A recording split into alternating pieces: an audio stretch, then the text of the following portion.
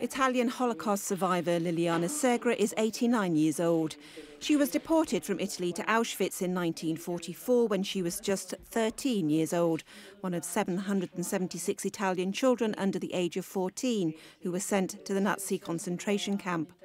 For 45 years, she was unable to talk about her experience. She started to open up when she was 60. Since then, she's dedicated a lot of her time visiting schools, talking about the horrors of the Holocaust. 75 years after the liberation of Europe from fascism and the Nazis, how does it feel to come back and talk about Auschwitz? Coming back from Auschwitz, almost all the survivors were not able to talk about what had happened for a long time.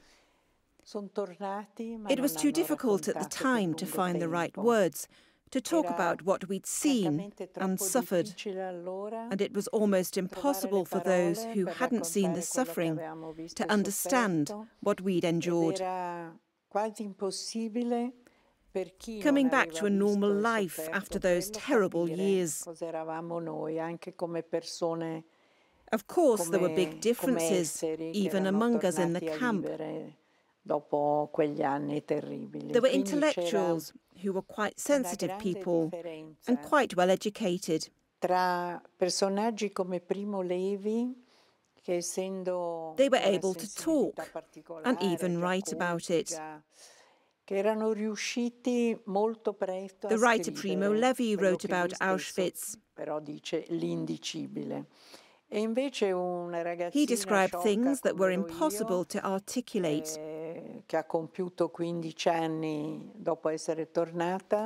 I was a silly young girl. I turned 15 once I returned.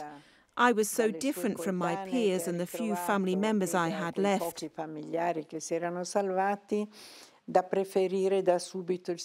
And I chose silence, a heavy silence. But it was better not to talk than to talk and not be understood.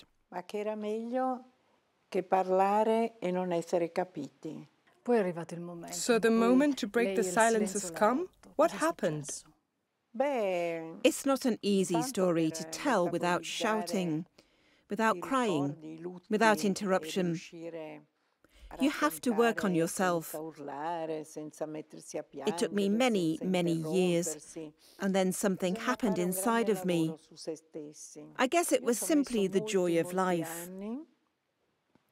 I became a grandmother. Finally, I was able to talk about it. It's been a long and difficult path, but today I'm very proud. It was like vomiting.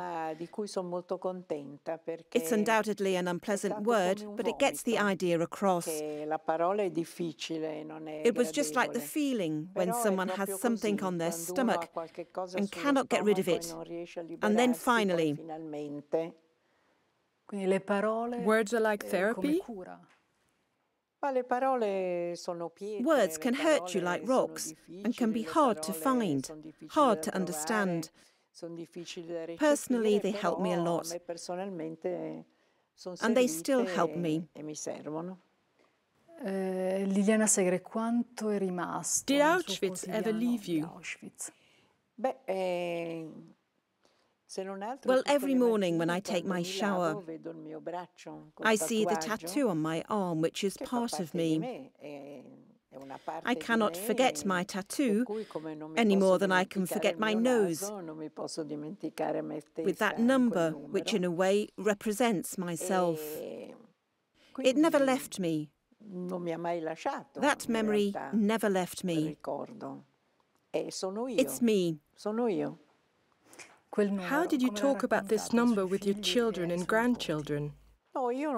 I've never talked about it with my children the way I'm doing with you. My children noticed that the other mothers didn't have the tattoo. And in the 60s, it wasn't such a fashion thing. Even so, when they were young, they started asking me for explanations. I used to answer.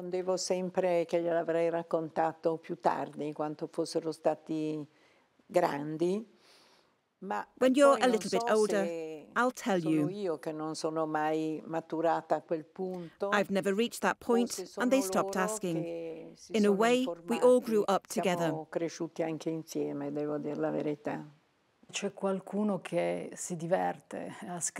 Every day you receive dozens and dozens of hate messages on the internet. What kind of people are those who hide behind a keyboard, and what kind of society it is where something like this still happens? Honestly, I feel sorry for those people. If in your life you're not able to do anything else than sending a death threat to a person who's already 90 years old, well, what can I say? These people should use their time better. Watching TV, taking a walk, kissing a child, reading a book. This is life.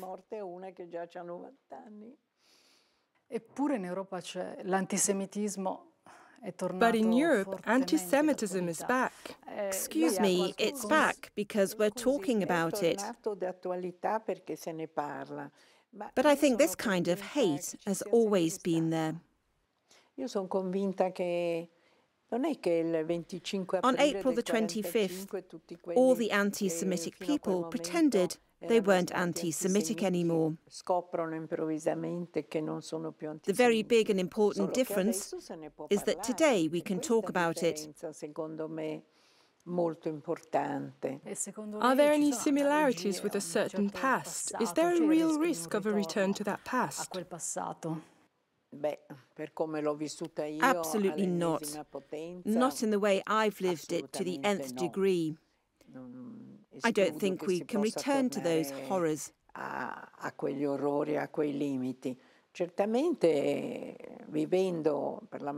Certainly living in a democracy, I hope there are more fair people than unfair ones. What measures can society take? I don't have a recipe against these evils that I believe are an old habit. But I also believe history may or may not repeat itself. 75 years ago, you came so close to death. Are you still afraid of death? Well, I guess we're all afraid of death. I can say I definitely prefer life. I believe more in human beings, and I hope to remain myself until the end. A human being, as you said, who has to be free. Free and peaceful. Thank you for being our guest. Euronews wishes you still a long life. Thanks a lot. It's very nice of you. I still have a lot of things to do.